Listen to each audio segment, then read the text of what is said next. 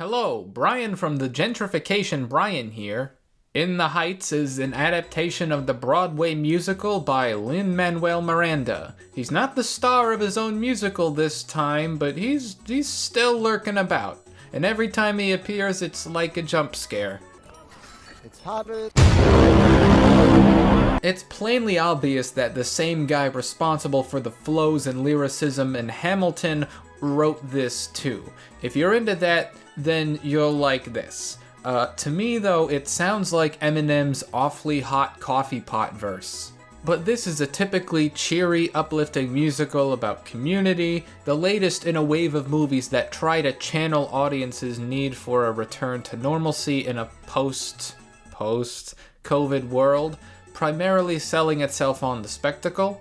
Although there are instances where In the Heights is actually lent more of a thrill through the theater experience, you probably could watch this at home if you have a moderately sized TV and be satisfied.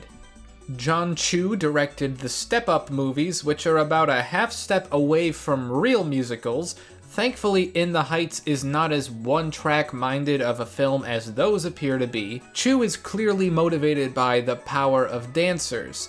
I think he knows how to direct and shoot a musical sequence, just not edit one. He sets up 100 cameras, and you bet your ass every single one will be used. And with no motivation behind the cuts or what footage is actually shown to you most of the time, it feels like they shot the big scenes with no idea what Final Cut would look like and pieced them together later. To me, nothing beats a planned, calculated musical number, but for what it is, In the Heights' energy unpretentiously comes through. The song 96,000 is far and away the best song in the movie, with all these rhythmic and narrative shifts, constant escalation, and I love the use of the setting at this public pool. I didn't feel insulted or grossly manipulated the way the story unfolds. Some characters were a little cliche, and the acting is kinda tongue-in-cheek, but everybody's still enjoyable to be around. Especially the hairdresser and her two friends, I really liked them. I don't think In the Heights breaks any new ground, but there are no major missteps. Like, my biggest problem with the story was, why did everybody get so upset at Usnavi for his dreams involving leaving the Heights when all of their dreams also revolved around leaving too?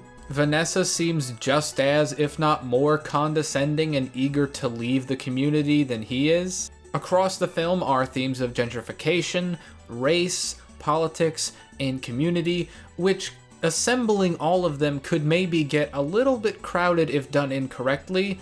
I had no knowledge of the musical beforehand, so I was surprised to see just how timely it is when incorporating them. They're about as present as they need to be for these characters and their stories. The catch is, I don't think In the Heights does a particularly good job as a movie exploring them, at least from my perspective. But people who are incredibly concerned with how a film represents such timely issues and whether or not they're up to the social standard they expect from a film might be a little disappointed.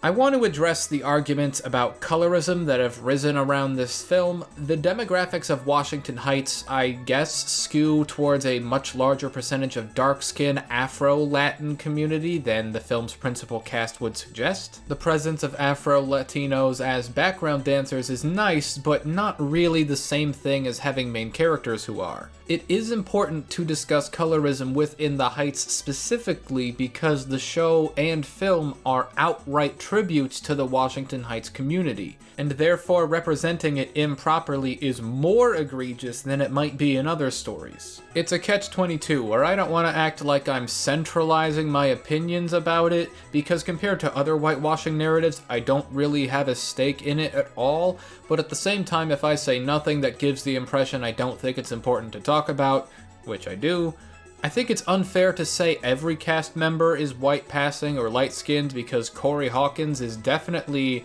neither of those things. And I am happy to see the people who are represented in this film have their day in the sun. But yeah, just know I have opinions on the colorism thing, but I think it's more important the people actually involved and affected by it be the ones to hash it out. I gotta say though, colorism or not, something about this movie still felt kinda off. Like Lawrence Fishburne from Boys in the Hood would get mad at it.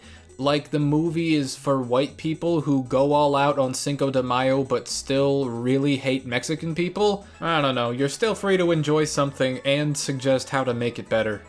I don't think In the Heights is quite the explosive musical extravaganza people are saying it is, but it's still simple and enjoyable enough to warrant a watch. The problems I have, such as the editing, merely detract from what the theoretically optimal experience could be rather than create an overall bad experience in itself.